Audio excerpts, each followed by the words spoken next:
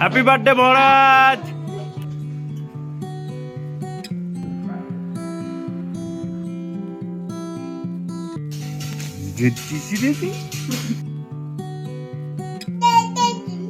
নমস্কার, পাহাড় পর্বের দ্বিতীয় ব্লগে সবাইকে স্বাগত।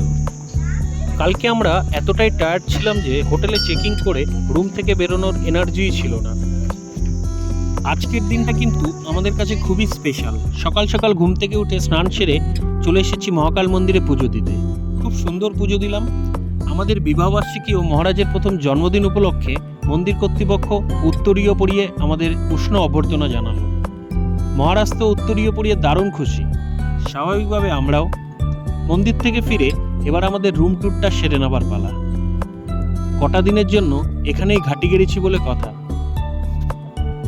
আমরা পুজো দিতে গিয়েছি, এদিকে রুমটা ক্লিন করে দিয়ে গেছে ম্যাফেয়ার কর্তৃপক্ষ।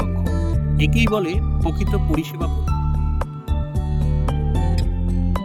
স্টার হোটেলগুলোতে জেনারেলি এই ধরনের কমপ্লিমেন্টারি জিনিসগুলো থেকেই থাকে, এতে নতুন কিছু নেই। তবে 3-4 রকমের যে চা ছিল, স্পেশালি আমার ইংলিশ মর্নিং ব্রেকফাস্ট টিটা খুবই ভালো লেগেছে। যেমন ফ্লেভার তেমন টেস্ট। চলুন এবার ওয়াশরুমটা দেখে নেবার পালা।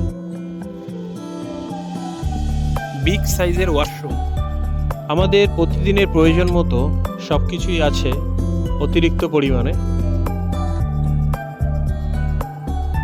ওয়ার্ড্রপটা খুলে দেখাচ্ছি না, কারণ আমাদের জিনিসপত্রগুলো উলঢুল হয়ে আছে। ভিডিও করছি বলে মহারাজ ও ম্যাডাম বাইরে পায়চারি করছে করিডোরে। করিডোরটাও খুব সুন্দর।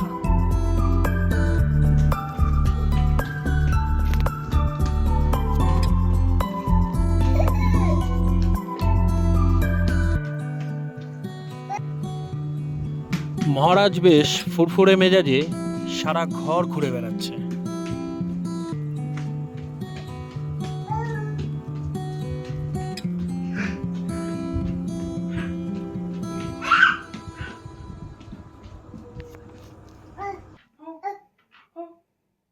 মহারাজ মহারাজ এনেছি গন্ধরাজ,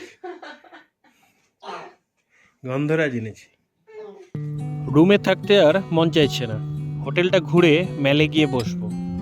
হোটেলটা এক কথায় অসাধারণ। মেলে যাবার জনশূন্য এই রাস্তা দেখে ম্যাডাম তো ইউটার্ন মেরে ওই দেখুন মহারাজকে নিয়ে হোটেলে ফিরে যাচ্ছে। ইভিনিং স্ন্যাক্সের সঙ্গে আড্ডাটা বেশ ভালো জমে উঠেছিল। চলে গেছে ওইদিকে। প্লে রুমে কিছুক্ষণ কাটিয়ে আমরা রুমে ফিরলাম। বেডটা রেডি করে গুড নাইট মেসেজও রেখে গেছে। একটু পরে এই কেক দুটো দিয়ে গেল, অবশ্যই কমপ্লিমেন্টারি। স্পেশাল দিন বলে কথা। সুন্দর করে সাজানোর কৃতিত্ব ম্যাডামের। হ্যাপি বার্থডে মহারাজ, হ্যাপি বার্থডে মহারাজ, হ্যাপি বার্থডে। আজকের এই স্পেশাল দিনটা আমরা দারুণভাবে সেলিব্রেট করেছি। ওই দেখুন মহারাজ কিন্তু বেশ কমফোর্টেবলি কেকটা খাচ্ছে। হোটেল থেকে আমাদের দুটো কেক দিয়েছিল, একটা আমার ও ম্যাডামের ম্যারেজ অ্যানিভার্সারি উপলক্ষে আর একটা মহারাজের বার্থডে উপলক্ষে। তবে দুটো কেক দেবে এটা আমরা আশা করিনি। দারুণ, বেশ ভালোই রাত হয়েছে। এবার ডিনারটা খেয়ে নিই। দুর্দান্ত কাটলো আজকের এই স্পেশাল দিনটা। মহারাজ ও ম্যাডাম অলরেডি ব্রেকফাস্ট টেবিলে পৌঁছে গেছে। আমার অবশ্য একটু লেটই হলো যেতে।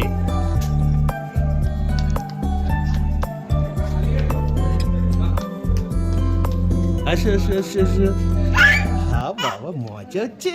দারুণ মেজাজে মহারাজ হাঁটতে হাঁটতে একজন আইপিএস অফিসারের সঙ্গে আলাপ জমিয়ে দিয়েছে। Handshake handshake. ও বাবা, হ্যান্ডশেক হ্যান্ডশেক হ্যান্ডশেক করো, হ্যান্ডশেক করো, হ্যান্ডশেক করো, হ্যান্ডশেক করো। হ্যাঁ, জি, আসো আসো আসো। গোটা হোটেল জুড়ে দাপিয়ে বেড়াচ্ছে, মাঝে মধ্যে দাদাগিরিও করছে।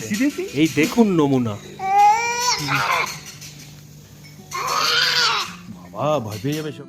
পাহাড়ের রানী দার্জিলিং বরাবরই ম্যাডামও আমার পছন্দের তালিকার প্রথমে।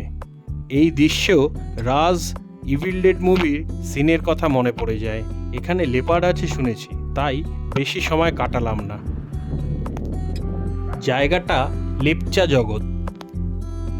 হোটেল থেকে আমরা বেশি বেরোইনি, দুদিন কিছু ঘন্টার জন্য বেরিয়েছিলাম। একদিনেই অনেক জায়গা ঘোরা যায়, তবে মহারাজ এতটাই ছোট তাই বেশি ধকল আমরা কেউই এইবার আর নিলাম না। যাচ্ছি কেভেন্টার্স। আজকের ব্রেকফাস্টটা জমিয়ে খাবো কেভেন্টার্সে। খাবার আস্তে আস্তে চটজলদি কটা ছবি তুলে নিলাম। মেলে কিছুক্ষণ কাটিয়ে খাবার হজম করে ফিরে এলাম হোটেলে। রাতের দার্জিলিংয়েরও এক অপরূপ সৌন্দর্য আছে, যা আমিও ম্যাডাম দারুণভাবে উপভোগ করি যখনই আসি। মহারাজও জমিয়ে উপভোগ করছে, তবে রাত বাড়ছে, সঙ্গে ঠান্ডাও। ফিরে এলাম হোটেলে, খাবার অর্ডার দেওয়াই আছে, খেয়ে দিয়ে জমিয়ে ঘুম।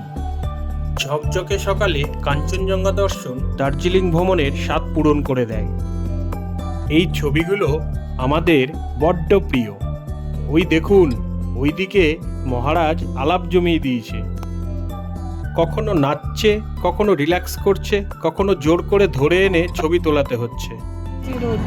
মহারাজ, মহারাজ,